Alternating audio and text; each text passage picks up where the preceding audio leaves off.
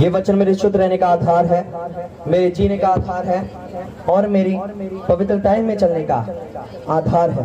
बोलो, जो मैं सुनो, मैं सिर्फ सुनो नहीं, उन वचनों पर मनन करो, उन पर चलने वाला बनो और उन पर चलने वाले बनो। प्रार्थना करो अपने हाथों को उठा के।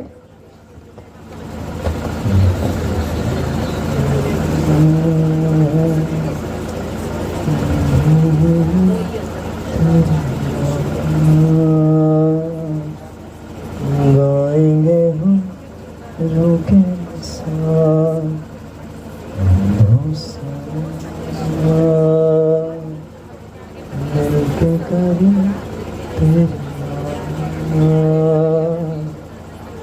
गाएंगे रोके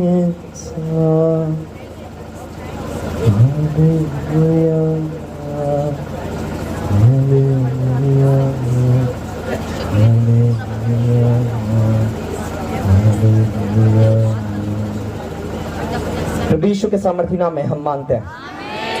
हालेलुया। तारीफ करो परमेश्वर की, थैंक्स करो। हालेलुया। स्वागत है आप सबका परमेश्वर की जीवित हुजूरी में। आमेन। सुनो, मेक श्योर कि जब आप परमेश्वर की हजूरी में आओ, आपकी बाइबल आपके हाथों में होनी चाहिए और एक डायरी, एक पेन हमेशा आपके हाथों में होना चाहिए। हालेलुया। क्योंकि बाइबल हमारा हथियार है और बाइबल ही परमेश्वर के वचन रोटी है, ये असली खाना है। हालेलुया। जिस तरह से आप कपड़े पहनना नहीं भूलते, उसी तरह से आपको परमेश्वर के वचनों को अपने साथ रखना भी नहीं भूलना। आमेन।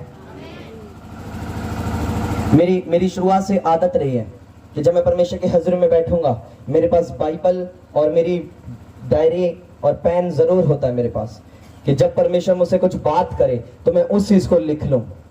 और जब जब परमेश्वर ने बात की तो वो मोस्टली वो सारी बातें मेरे डायरी में लिखी हुई है कि परमेश्वर ने क्या क्या बातें बताई हैं, क्या क्या उसने बात की, किन किन चीजों के लिए उसने अलर्ट किया, किन किन चीजों के लिए उसने कहा कि तू अब इस तरह कर, अब ये कर, अब वो कर, या आने वाले समय में क्या, A to Z वो चीजें मेरे पास लिखी हुई हैं। हालेलुया। तो इसलिए जब कोई ऐसी चीज, जब कोई ऐसी सिचुएशन क्रिएट होती है, ऐसी परिस्थिति बनती है, तो जब मैं उस डायरी को खोलता हूं तो मुझे याद आता है, हाँ परमेश्वर ने ये पहले ही बता दिया था कि ऐसा होगा, इस चीज से निकलना कैसे है। तो इसलिए मेक श्योर कि आपकी डायरी और आपके पेन आपके हाथ में होने चाहिए जब आप परमेश्वर की हजूरी में हो। आमेन। हालेलुया।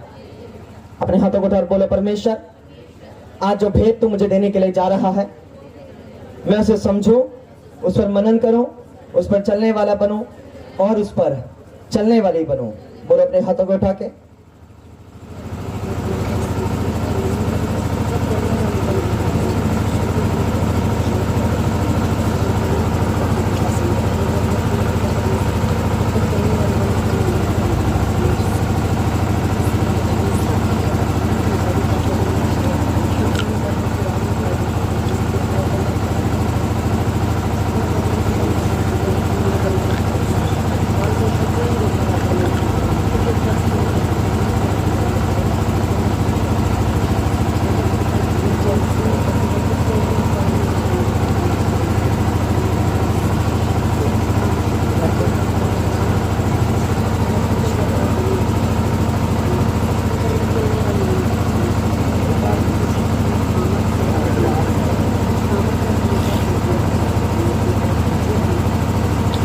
यीशु के सामर्थी नाम में हम मांगते हैं। हालेलुया। एक वचन मैं पढ़ूंगा, रोमियो की पुस्तक उसका 8वां अध्याय और उसका 6वां वचन। लिखा, शरीर पर मन लगाना तो मृत्यु है, परंतु आत्मा पर मन लगाना जीवन और शांति है। क्योंकि शरीर पर मन लगाना तो परमेश्वर से बैर रखना है, क्योंकि ना तो परमेश्वर की व्यवस्था के अधीन है और ना हो सकता है, और जो शारीरिक दशा में है वे परमेश्वर को प्रसन्न नहीं कर सकते। परंतु जबकि परमेश्वर का आत्मा तुम में बसता है तो तुम शारीरिक दशा में नहीं परंतु आत्मिक दशा में हो। यदि किसी में मसीह का आत्मा नहीं तो वह उसका जन नहीं। बोलो आमीन। लेकिन शरीर पर मन लगाना तो मृत्यु है, परंतु आत्मा पर मन लगाना जीवन और शांति है। हालेलुया। अपने पड़ोसी को बोलो, आत्मा पर मन लगा। शरीर से मत हार। बोलो अपने पड़ोसी को, अपनी आत्मा पर मन लगा। अपने हाथों को उठाओ और बोलो परमेश्वर को,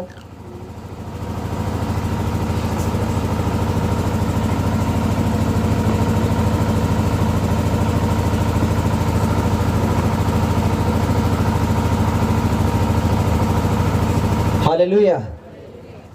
बाइबल कहते हैं कि शरीर पर मन लगाना तो मृत्यु है, क्योंकि शरीर के काम, शरीर के हर एक काम परमेश्वर के विरुद्ध काम है। हालेलुया। गलातियों की पुस्तक में लिखा कि शरीर के काम तो प्रकट है, चोरी करना, झूठ बोलना, व्यभिचार करना, पाप करना। उसने कहा शरीर के काम तो सबके सामने प्रकट है। उसने कहा जो कोई शारीरिक इच्छाओं पर, अपनी शरीर की लालसाओं को पूरा करेगा, उसका भाग स्वर्ग में नहीं होगा। और लिखा कि आत्मा का फल क्या है? प्रेम, आनंद, शांति, धीरज, कृपा, भलाई, विश्वास, नम्रता और संयम। हालेलुया। और जो पवित्र आत्मा के 9 फलों में से जो एक 9वां फल है संयम। इंग्लिश बाइबल में लिखा सेल्फ कंट्रोल,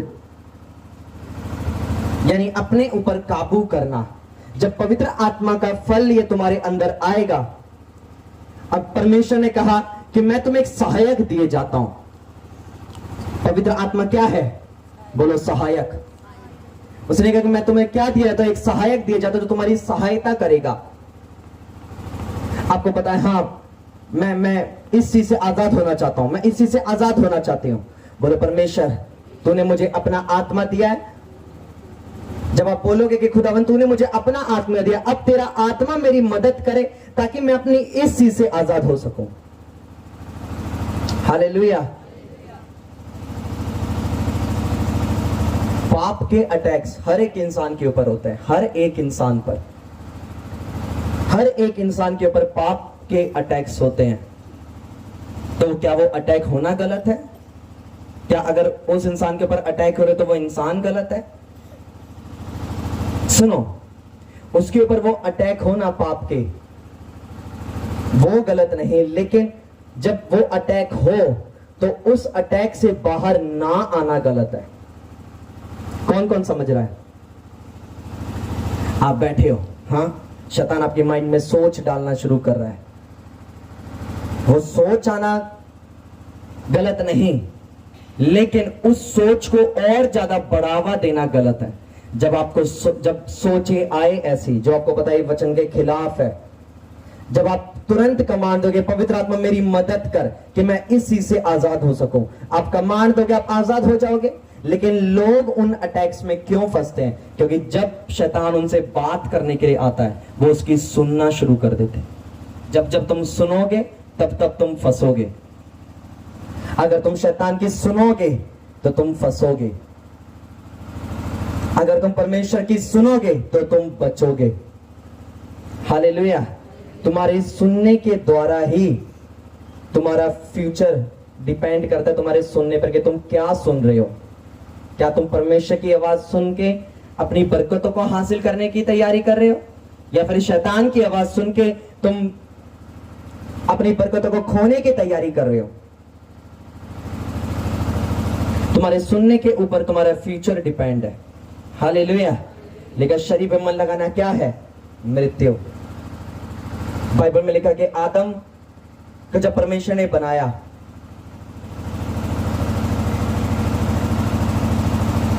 आदम खुद हव्वा को ढूंढने के लिए, हाँ, खुद उसे ढूंढने के लिए नहीं गया, परमेश्वर लेके आया हव्वा को आदम के पास। आदम की पसली में से हव्वा को बनाया और कहा कि ये तेरी क्या है? सहायक। हाँ, अब ये तेरी डिवाइन हेल्पर है, अब ये तेरी मदद करेगी, ये ताकि तू अकेला है, ताकि तू अकेला ना रहे, इसलिए इसको मैंने तेरे लिए बनाया है। हालेलुया। क्या कारण था कि अब्राहम की लाइफ में परमेश्वर के वो वर्ड पूरे हुए जो परमेश्वर ने उससे कहा था?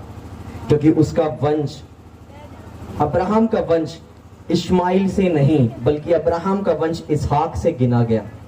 तो क्या जिसकी इसहाक के साथ जिसकी मैरिज हुई थी, क्या इसहाक खुद उसे ढूंढने गया था? नहीं।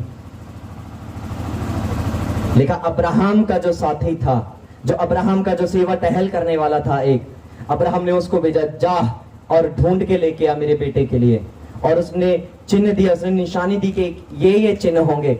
हाँ, उसने कहा कि तुम हमारे कुटुंब में से लेकर आना। जब वो व्यक्ति गया आगे, उसने कहा यहाँ तो इतने सारे लोग हैं। उसने कहा परमेश्वर मुझे चिन्ह दे कि तूने किसको मेरे प्रभु, हाँ, जो जिसने मुझे भेजा है उसके बेटे की पत्नी होने के लिए तूने किसको ठहराया परमेश्वर, मुझे बता। उसने एक चिन्ह मांगा कि परमेश्वर मैं ऐसा एक तुझसे चिन्ह मांगता हूं। जब एक आई, वो ये भी नहीं जानता था कि ये अब्राहम के कुटुंब की है।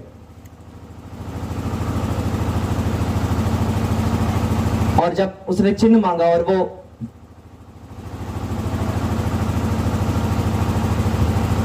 चिन्ह जब उसे मिला, तो जब उसे पता लगा हाँ यही वो है, जब वो उसके घर गया पता लगा कि ये लोग अब्राहम के कुटुंब के हैं। हालेलुया। और लिखा फिर उनसे जो जाति निकली, याकूब से आगे, याकूब और एसाफ, एसाफ से फिर आगे वंश नहीं बल्कि याकूब से गिना गया। अब मैं आपको बताऊंगा, सुनो,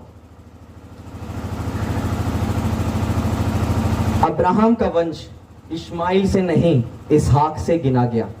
अब्राहम के दो बेटे थे, इस्माइल और इसहाक, लेकिन उसका वंश जो है वो इस्माइल से नहीं इसहाक से गिना गया। अब आगे इसहाक के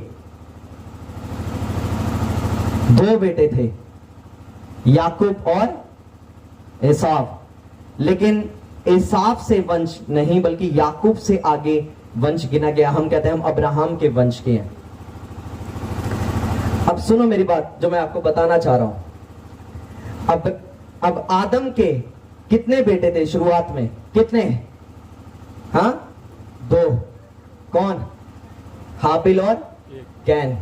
और बाइबल कहती है कि जब कैन ने हाबिल को घात किया, जब हाबिल की मृत्यु, उसके बाद जब कैन को परमेश्वर ने श्रापित किया एक तरह से, और जब कैन वहां से भागा, तो आगे जो वंश आया वो वंश फिर कहां से आया?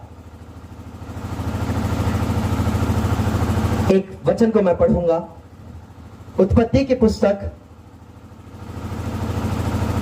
उसका 5वां अध्याय, उसका पहला वचन।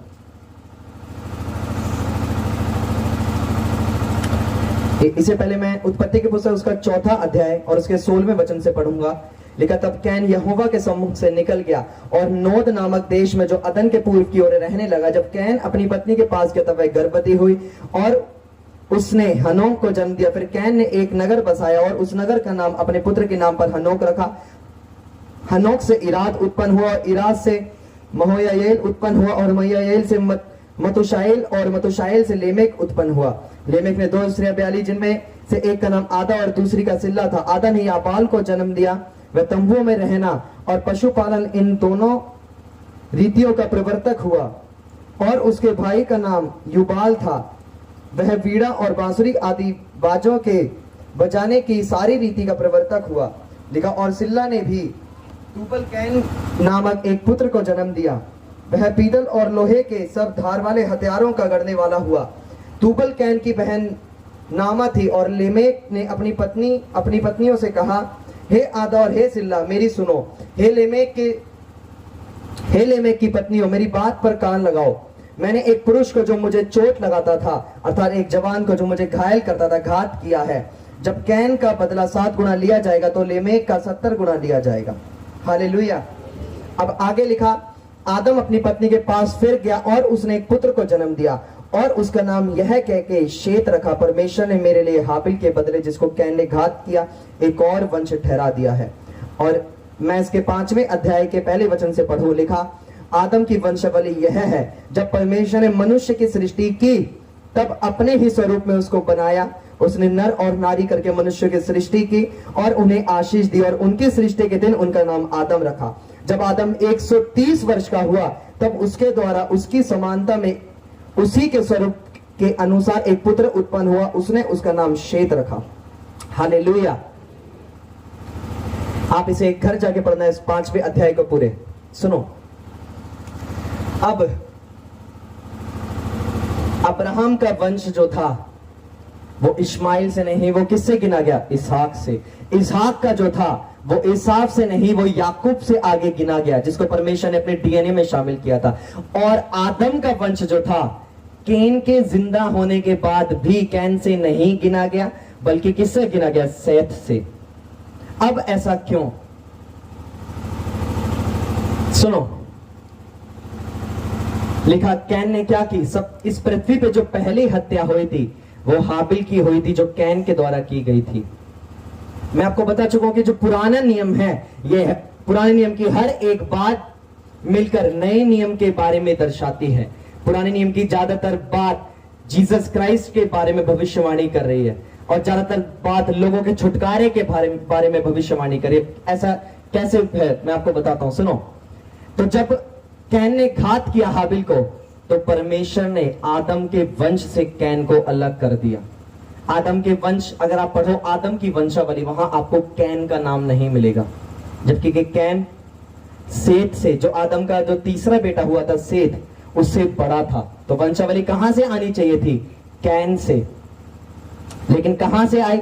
सेत से। कैन ने पाप किया, परमेश्वर के विरुद्ध काम किया, हाबिल को घात किया, और परमेश्वर ने उसको आदम के वंश से अलग कर दिया। अब सुनो, अब्राहम की लाइफ में परमेश्वर की प्लानिंग थी, लेकिन उसे लगा कि मैं तो इतना बुरा हो गया, मेरी पत्नी तो इतनी बुरी हो गई। लेकिन जब अब्राहम ने सोचा कि मैं अपनी दासी के द्वारा वंश को आगे बढ़ाऊं, तो लिखा परमेश्वर ने उसको अब्राहम के डीएनए में शामिल नहीं किया। जब इस्माइल हुआ, परमेश्वर ने किसको शामिल किया? इसहाक को।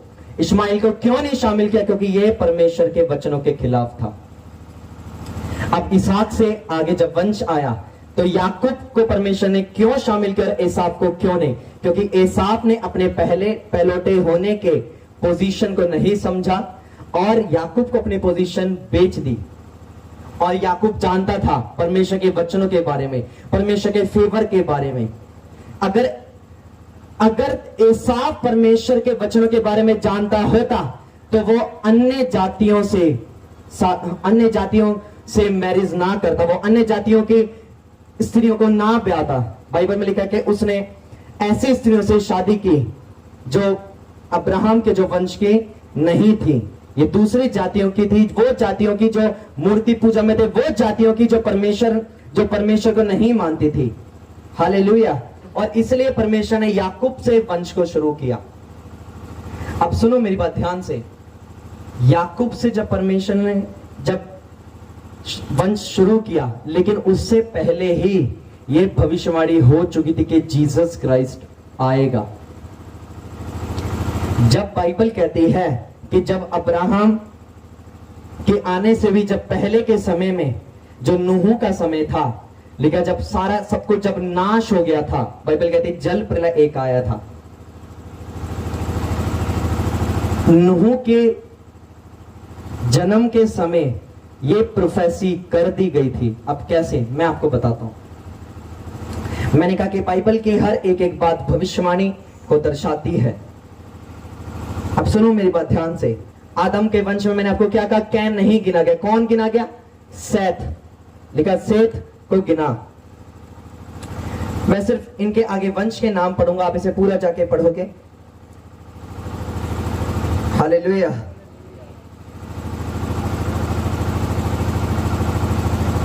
जबकि बाइबल कहती है, अगर देखा जाए तो कैन के जरिए, कैन के द्वारा वो वंश आगे बढ़ना था, लेकिन पाप की वजह से परमेश्वर ने क्या किया? वचन के खिलाफ काम करने की वजह से कैन को आदम के वंश से हटा दिया। और लिखा आदम की वंशावली अगर आप पढ़ो, लिखा कि जो आदम का बेटा था वो कौन हुआ? सेथ। और शेत से आगे वो वंशावली बढ़ी। अब शेत का जो बेटा था उसका नाम था एनोश, और एनोश का आगे जो बेटा था उसका नाम था केनान। केनान का जो आगे बेटा था उसका नाम था महलेल।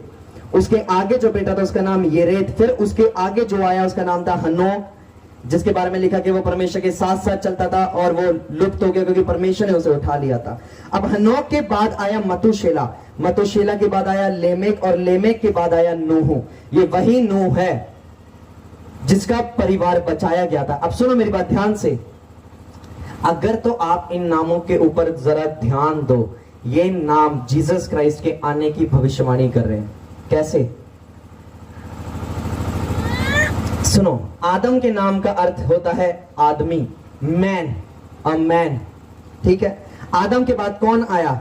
शेत। शेत के नाम का अर्थ है अपॉइंटेड, कि यानी कि जो नियुक्त किया गया हो। अब शेत के आगे जो शेत का बेटा था उसका नाम था एनोश। एनोश का अर्थ है मॉर्टल, यानी कि नश्वर। अब उसका जो बेटा था केनान, उसके नाम का अर्थ है सौरो। सौरो यानी कि दुख। और उसका जो बेटा था महलेल, जिसका अर्थ था ब्लेस्ड गॉड, की यानी कि धन्य परमेश्वर। अब उसका बेटा यरेद, उसका नाम था डिसेंड। उसके नाम का अर्थ था डिसेंड, यानी कि डिसेंड यानी कम डाउन, यानी कि नीचे आना। और हनोक के नाम का अर्थ था, जो यरेद का जो बेटा था हनोक, हनोक के नाम का अर्थ था टीचिंग, शिक्षा देना या समर्पित करना। अब हनोक का जो बेटा था मतुशेला, उसके नाम का अर्थ था हिज डेथ शैल सेंड, के जिसकी आप कह सकते हो कि जिसकी मृत्यु, हिज डेथ शैल सेंड, के जिसकी मृत्यु भेजी गई हो। और उसका बेटा था लेमेक, जिसके नाम का अर्थ था डिसपेयरिंग, यानी कि निराश। और जो उसका बेटा नूह आया, तो बाइबल में लिखा, उत्पत्ति उसका 5वां अध्याय और उसका 28वां वचन लिखा, जब लेमेक 182 वर्ष का हुआ, तब उससे एक पुत्र का जन्म हुआ। उसने यह कहकर उसका नाम नूह रखा, यहोवा ने जो पृथ्वी को शाप दिया है उसके विषय, यह लड़का हमारे काम में और उस कठिन परिश्रम में जो हम करते हैं हमको शांति देगा। नूह के नाम का अर्थ था शांति देने वाला, यानी रेस्ट एंड कंफर्ट। अब सुनो मेरी बात ध्यान से, इन सभी नामों को अगर आप मिलाओ, ये जीसस क्राइस्ट के आने की प्रोफेसी बनती है। अगर इन सभी नामों को मिलाया जाए तो ये एक सेंटेंस बनता है, लिखा, a man appointed mortal sorrow पर the blessed God shall descend and come down, teaching his death shall send the despairing rest and comfort. यानी कि मनुष्य ने नश्वर दुख को नियुक्त किया, लेकिन धन्य परमेश्वर उसकी मृत्यु को सिखाते हुए नीचे आएगा और निराश लोगों को आराम और शांति देगा। हालेलुया। ये एक डीप रेवलेशन है, मैं आपको बता रहा हूं। हालेलुया। परमेश्वर ने वंशों के द्वारा, वंशों के नाम के द्वारा जीसस क्राइस्ट के आने की भविष्यवाणी कर दी। हाँ, आप पढ़ रहे होंगे, अच्छा नाम है आदम का वंश, हाँ शायद, चलो उसका क्या, एनोश के वंशावली क्यों लिखी है? लेकिन अगर आप इनके अर्थ निकालो, नूह, अब सुनो, नूह तक ही क्यों ये बना? क्योंकि नूह के बाद बाइबल में लिखा जल प्रलय आया और सब कुछ खत्म कर गया। तो उस जल प्रलय में एक और किसी का वंश था जो खत्म हुआ था। पता किसका? कैन का। हालेलुया। कैन को परमेश्वर ने आदम के वंश से अलग कर दिया था और इसलिए कैन का वंश आदम के वंश में नहीं गिना गया। और जब वंश अलग किया तो आदम के वंश से आते आते कौन आया? नूह। और सिर्फ नूह और उसका परिवार बचाया गया और कैन का वंश आदम के वंश में ना गिन के बल्कि अलग गिना गया। अगर आप पढ़ो तो लिखा कैन की वंशावली, जबकि कैन कोई अलग था, कैन भी तो आदम से निकला था, लेकिन लिखा कि कैन की वंशावली यह है। वहां यह नहीं लिखा कि आदम की वंशावली, आदम की वंशावली अलग और कैन की अलग, जबकि कैन भी आदम का ही बेटा था। लेकिन एक गलती की वजह से परमेश्वर ने कैन को अलग कर दिया आदम के वंश से, उन बरकतों से, उन छुटकारों से अलग कर दिया उसे। और जब वो अलग किया गया, लिखा आदम का जब वंश आया और परमेश्वर ने आदम के वंश को बचाने के लिए, क्योंकि परमेश्वर इस बात को जानता था अगर उस समय वो भी वंश होता तो ये आदम का जो वंश आया था, जो नूह तक जो पहुंच गया था, उसके आगे आने वाला था, इनके लिए बहुत बड़ा एक खतरा होता। क्योंकि कैन के वंश के लोगों ने ही धार वाले हथियारों की रचना की थी, आदम के वंश के लोगों ने नहीं।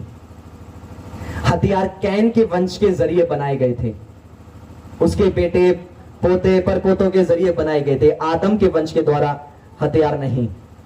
और परमेश्वर इस बात को जानता था अगर तो वो उस समय जल प्रलय लेकर ना आता तो नूह का परिवार भी ना बचता, जो उस समय जो आदम का वंश था। तो अगर आदम का वंश ही ना बचता तो ये आगे जनरेशन कभी उद्धार ना पा पाती। और अगर नूह ना बचता तो आगे अब्राहम, आगे इसहाक, आगे याकूब, आगे वंश आते आते दाऊद, फिर जीसस क्राइस्ट तक ये वंश कभी ना पहुंचता। हालेलुया। तो परमेश्वर ने, हाँ, जो वो नाम उस समय रखे गए, ये नाम भी परमेश्वर की अगुवाई में रखे गए। हाँ, कभी सोचा कि नाम के द्वारा परमेश्वर भविष्यवाणी करा रहा है? नाम के द्वारा आदम के वंश के जो नूह तक का नाम है, क्या भविष्यवाणी करा रहा है वो? कि मैन अपॉइंटेड मोर्टल सॉरो पर the blessed god descend come down teaching his death shall send the disappearing rest and comfort. कि मनुष्य ने नश्वर दुख को नियुक्त किया, लेकिन धन्य परमेश्वर उसकी मृत्यु को सिखाते हुए नीचे आएगा और निराश लोगों को शांति और आराम देगा। ये नामों के द्वारा यीशु मसीह के आने की भविष्यवाणी थी। अब जब जीसस क्राइस्ट आए तो परमेश्वर ने क्या कहा? हे सब परिश्रम करने वालों और बोझ से दबे हुए लोगों, मेरे पास आओ, मैं तुम्हें क्या दूंगा? शांति। मैं क्या दूंगा? विश्राम। मैं क्या दूंगा? तुम्हें आराम दूंगा। हालेलुया। परमेश्वर कह सकता है कि मैं, वो और कुछ भी कह सकता है कि मैं तुम्हें ये दूंगा। वो देने को बहुत कुछ दे सकता है और वो देता है, लेकिन उसने क्यों कहा कि मैं तुम्हें विश्राम दूंगा? क्योंकि ये प्रोफेसी पहले ही हो गई थी। जिस इंसान की लाइफ में पाप होता है वो हमेशा बेचैन रहता है। इंसान हमेशा बेचैनी उसका पीछा पकड़ रहती, बेचैनी कभी उसे नहीं छोड़ती। जो इंसान पाप में होता है, जो वचनों के खिलाफ चल रहा होता है, और जो इंसान परमेश्वर के वचनों में चलेगा, परमेश्वर ने कहा मैं उसे क्या दूंगा? विश्राम। मैं उसे क्या दूंगा? शांति। मैं उसे आराम दूंगा। वो शांति पाएगा, उसका हृदय हमेशा शांत रहेगा, हर परिस्थिति में, हर एक सिचुएशन में वो शांत रहेगा। एसाव ने अपनी परिस्थितियों में रहकर फाइट नहीं की, और लिखा परमेश्वर ने उसके वंश को भी अलग कर दिया। याकूब का अलग कर दिया, चल भाई एसाव का अलग कर दिया, और याकूब के वंश से आगे सब कुछ, याकूब के वंश से आगे वंश बढ़ा। हालेलुया। अपनी जिस परिस्थिति में आप हो, अपनी उस सिचुएशन में रहकर, अपनी उस परिस्थिति में रहकर परमेश्वर का थैंक्स करना कि परमेश्वर जिस भी परिस्थिति में तूने मुझे रखा है, जिस भी सिचुएशन में तूने मुझे रखा है, मैं इस सिचुएशन की भी इज्जत करता हूं, मैं इस परिस्थिति की भी इज्जत करती हूं परमेश्वर, क्योंकि तूने मुझे रखा है। जब आप अपनी आज की परिस्थितियों की, आज की सिचुएशन में रहकर भी आप उनका थैंक्स करोगे परमेश्वर के, परमेश्वर तेरा थैंक्स करता हूं, थैंक्स करते हो, तब जाके आपकी परिस्थितियां बदलनी शुरू होती है। जब आप अपनी परिस्थितियों में रहकर कुड़कुड़ाना शुरू करते हो कि ये, हाँ परमेश्वर तूने मुझे कैसे रखा है, हाँ ये औरों को देख, तूने मुझे कैसे रखा है, मुझे ही ऐसा क्यों रखा है परमेश्वर? इसका मतलब है तुम अपनी परिस्थिति की इज्जत नहीं कर रहे। जिस परिस्थिति में तुम हो, जिस सिचुएशन में तुम हो, जिस समय से तुम निकल रहे हो बाहर, उस समय को समझो कि वो तुम्हारे बड़ी गवाही के लिए है, और परमेश्वर का धन्यवाद करो उस समय के लिए भी, तब जाके आपका समय बदलना शुरू हो जाता है। आमेन। आज लोगों के सिचुएशंस, परिस्थितियां बदलने में बहुत लंबा समय लग जाता है। पता क्यों? क्योंकि वो अपनी उस परिस्थिति में रहकर कहते प्रभु तूने कुड़कुड़ाना शुरू है, प्रभु प्रभु तू ही तो क्या, कि तू अपने लोगों को बड़े वधिया तरीके ना रखना है, तो है एक ही हो गया फिर, है तू मैनू देख, वेख तू मैनू कितना रखे, वेख लिया कर इधर भी, प्रभु तो वेखदा ही नहीं, वेखदा साडी तरफ। परमेश्वर ने कहा कि तुम क्यों कुड़कुड़ाते हो? यूहन्ना बपतिस्मा देने वाले की हत्या ना होती अगर, तो वो ना कुड़कुड़ाता। तो जब यूहन्ना बपतिस्मा देने वाला पकड़ा गया, बाइबल में लिखा वो कुड़कुड़ाया। हाँ, अपने चेले को भेजा, जा पूछ यीशु को, क्या तू ही है या कोई और है जो हमें बचाने के लिए आएगा? है हम तेरा इंतजार करेंगे, कोई और आएगा हमें फिर बचाने के लिए? बता। कुड़कुड़ाया वो, और परमेश्वर ने कहा था, और जब परमेश्वर के पास वो मैसेज आया, जीसस क्राइस्ट के पास, उसने कहा तुम क्या गए थे जंगल में देखने? तुम क्या करने वहां गए थे? क्या तुम हिलते सरकंडे को देखने गए थे? तुम करने क्या गए थे वहां पर? क्या तुम्हें नहीं पता? और लिखा उसके कुड़कुड़ाने की वजह से ही उसकी गर्दन काटी गई। नहीं तो बाइबल कहती है कि पूरी पृथ्वी पर यूहन्ना बपतिस्मा देने वाला जितना कोई धर्मी ना पैदा हुआ था ना होगा। हालेलुया। जब वो अपनी परिस्थिति में रहकर कुड़कुड़ाया, परमेश्वर ने कहा आजा भाई चल। जब तुम अपनी परिस्थिति में रहकर हर एक परिस्थिति में, हर एक समय में खुदा की महिमा करते हो, किसी भी समय में परमेश्वर की महिमा करना नहीं भूलते, तब परमेश्वर तुम्हें ब्लेस करना, तुम्हें आशीषित करना शुरू करता है। लेकिन जब तुम खुद ही अपना अपना दिमाग चलाने लगते हो, हैं की जुगाड़ लगी यार, कितना पार निकली, या तुम कुड़कुड़ाने लगते हो कि नहीं प्रभु, हाँ प्रभु तू तो ये है, प्रभु तू तो वो है, तूने हमें ऐसा रखा है, बाकियों को तो तूने बड़ा आशीषित किया परमेश्वर, तूने मुझे क्यों ऐसा रखा है? क्या तुम्हें पता है कि बाकियों की स्टोरी के बारे में, कि तुम उन्हें सिर्फ सामने सामने से देख रहे हो? हाँ, जो किताब तुम्हें बाहर से देखने में अच्छी लगती है ना, उसे कभी अंदर से भी खोल के देखी है तुमने कि उसकी हकीकत क्या है, उस बुक की असलियत है क्या?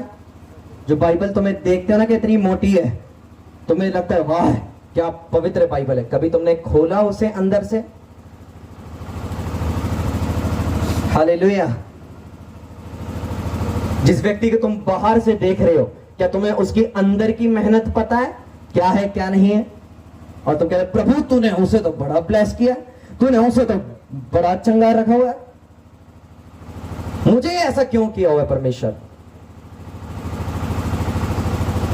जब परमेश्वर ने तुम्हें बनाया अपने समान, अपने स्वरूप में बनाया, पता है कि नहीं?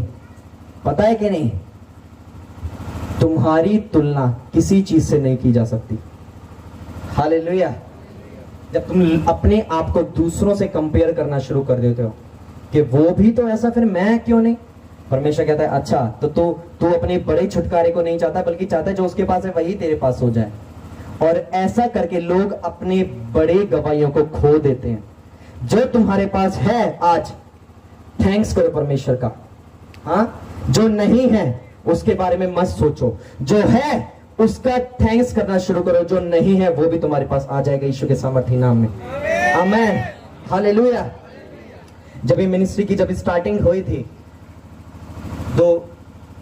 2021 में, जब ये दिल्ली में स्टार्ट हुई थी, मैं चलो तब की बात नहीं करता, जब उधर से पंजाब परमेश्वर लेके आया, जब पंजाब में इसकी स्टार्टिंग हुई 2022 में, तो उस टाइम पे A to Z चीज रेंट पर आती थी। A to Z आप कह लो, माइक से लेकर दरी से लेके, हाँ सारा कुछ, यानी बल्ब जो लगे ना आज, ये बल्ब, एक एक बल्ब भी रेंट पर आते थे उस टाइम पर।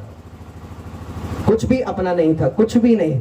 सिर्फ पता क्या था अपना, वो जगह भी अपनी नहीं थी, वो भी एक भाई की थी जहां हम लगाते थे, जिस घर में जहां लगाते थे, वो कुछ भी अपना नहीं था। हम वर्शिप है ना कि जो कुछ भी है सब है तेरा, अपना भला मुझ में क्या है। तो कुछ भी नहीं था हमारा, ना दरिया हमारी थी, ना वो घर हमारा था, वो भी एक भाई का था। एक इंस्ट्रूमेंट तक हमारा खुद का नहीं था। सब A to Z चीज रेंट पर, सारा कुछ। जब टाइम आया, मैंने कहा कोई नहीं परमेश्वर, टाइम आएगा। उस सिचुएशन के लिए भी खुदावन का थैंक्स किया। हर उस परिस्थिति में भी परमेश्वर का धन्यवाद करना नहीं भूला। थैंक्स किया परमेश्वर कि तूने मुझे इस सिचुएशन में रखा है, तेरा थैंक्स करता हूं, क्योंकि मेरा विश्वास है मेरी परिस्थितियां बदलने जा रही है। लेकिन मैं कुड़कुड़ाया नहीं कि क्यों रखा तूने मुझे ऐसा। मैंने ये नहीं कहा, मैंने कहा परमेश्वर अगर तूने रखा है तेरी प्लानिंग है। एक टाइम आया जब A to Z चीज अपनी, आज कोई चीज रेंट पर नहीं, आज सारा कुछ अपना है। हालेलुया। आज लाइट देख लो आप, बल्ब, सारा कुछ आज अपना ही है। जो एक दो चीज नहीं भी है वो भी अपनी कर लेंगे। हालेलुया। वो भी रेंट का सारा खत्म कर देंगे सिस्टम। आमीन। तो जब अपनी परिस्थितियों में परमेश्वर का तुम थैंक्स करना शुरू करते हो, तब परमेश्वर तुम्हें बढ़ाना शुरू कर देता है। अपनी परिस्थितियों में बिना कुड़कुड़ाए खुदावन का थैंक्स करना शुरू करो। हालेलुया। पता क्यों? बाइबल कहती है कि वो स्तुतियों में विराजने वाला परमेश्वर है। लिखा तुम धन्यवाद के साथ उसके आंगनों में प्रवेश करो, स्तुति करते हुए, थैंक्स करते हुए। जब तुम धन्यवाद करोगे हर समय परमेश्वर का, सुनो ये चाबी और लोगों को नहीं पता। जब तुम हर समय परमेश्वर का धन्यवाद करोगे ना, परमेश्वर की प्रेजेंस तुम्हारे साथ हमेशा मौजूद रहेगी। और जब परमेश्वर की उपस्थिति तुम्हारे साथ हमेशा मौजूद रहेगी, सोचो जरा कितने खुदावन के दूत तुम्हारे साथ मौजूद रहेंगे।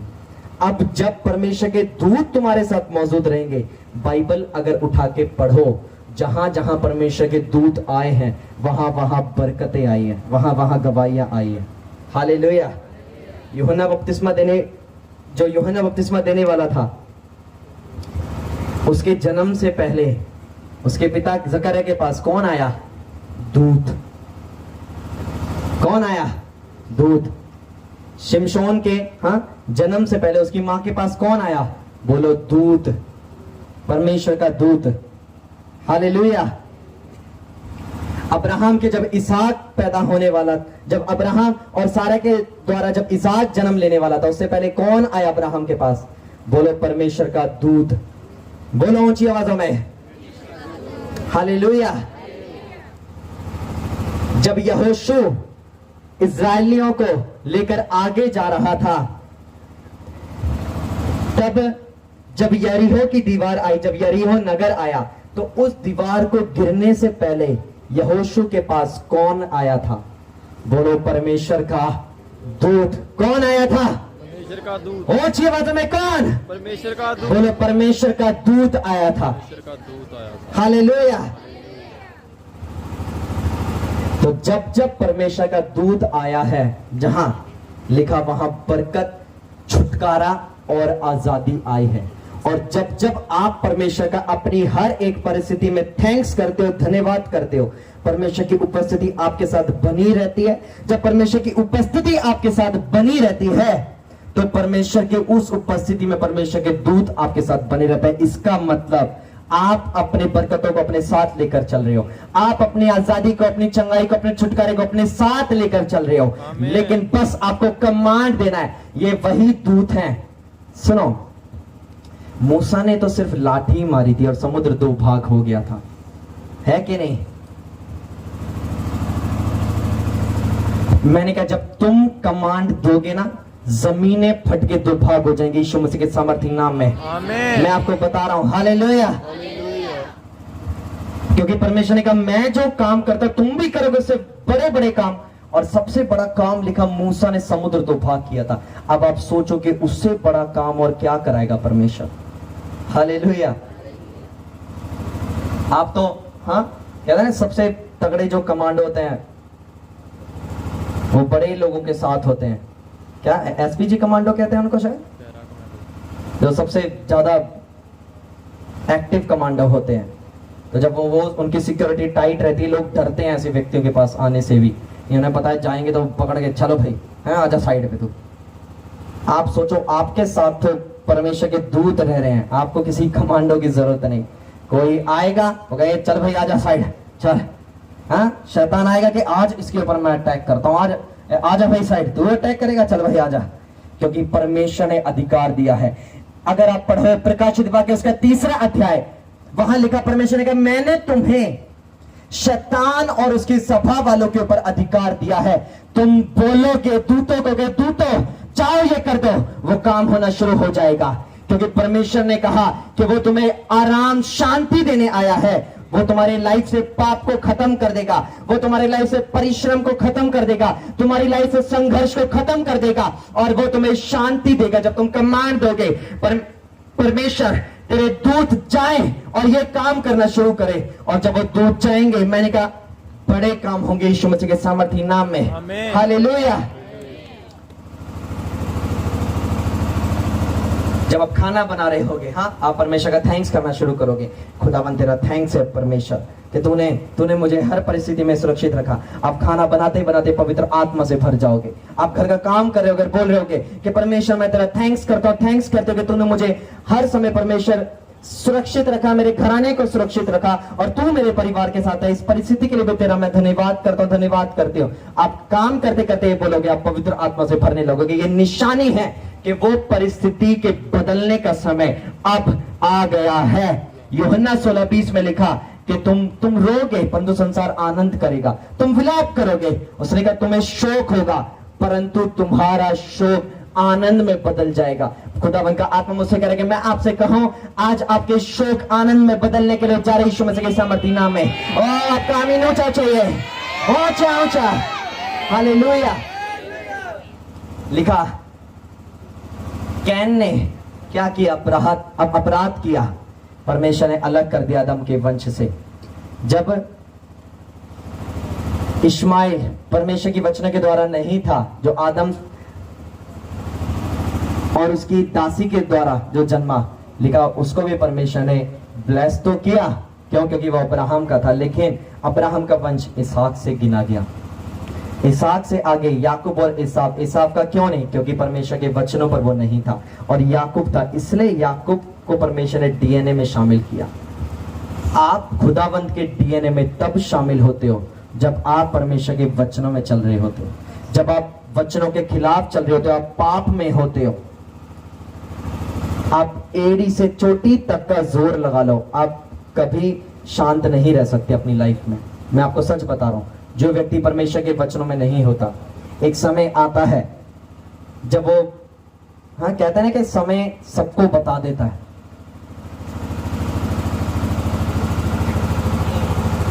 इससे अच्छा कि आज ही हम मनों को फिराएं, परमेश्वर की इच्छा पर अपने आप को छोड़ दें, पाप से मन फिराएं और इंतजार करें जो परमेश्वर ने हमारे लिए रखा है, बल्कि हम अपनी मर्जी से ना सोचें कि ये हमारे लिए या फिर ये हमारे लिए। अपनी मर्जी से ना सोचते हुए परमेश्वर की मर्जी के अनुसार चलें, ताकि वो आपको अपने डीएनए में शामिल कर सके और आप बड़ी ब्लेसिंग्स को पा सको। हालेलुया। या तो आज अपनी मर्जी करके लाइफ टाइम शैतान को रख लो अपनी लाइफ में, या तो परमेश्वर की मर्जी पर चलकर आज शैतान से फाइट कर लो और लाइफ टाइम तक शांति में रहो और आनंदित रहो। ये चॉइस आपकी है। हालेलुया। अपने हाथों को उठाओ और परमेश्वर का थैंक्स करना शुरू करो अपनी परिस्थितियों के लिए। बोले, परमेश्वर मैं तेरा थैंक्स करता, तेरा थैंक्स करती हूँ हर उस परिस्थिति के लिए जो तूने, जिन परिस्थितियों में, जिन सिचुएशंस में तूने मुझे रखा है परमेश्वर, मैं उन परिस्थितियों के लिए, उन सिचुएशंस के लिए खुदावन तेरा धन्यवाद कर दो, तेरा धन्यवाद करती हूँ परमेश्वर। अपने हाथों को उठा के बोलो और परमेश्वर का थैंक्स करना शुरू करो और बोलो, परमेश्वर मैं आपसे नहीं कुड़कुड़ाऊंगा, मैं आपसे नहीं कुड़कुड़ाऊंगी। अपने हर एक हालातों में, अपने हर एक परिस्थिति में मैं तेरा धन्यवाद करूंगा, तेरा धन्यवाद करूंगी परमेश्वर। अपने हाथों को उठा के बोलना शुरू करो।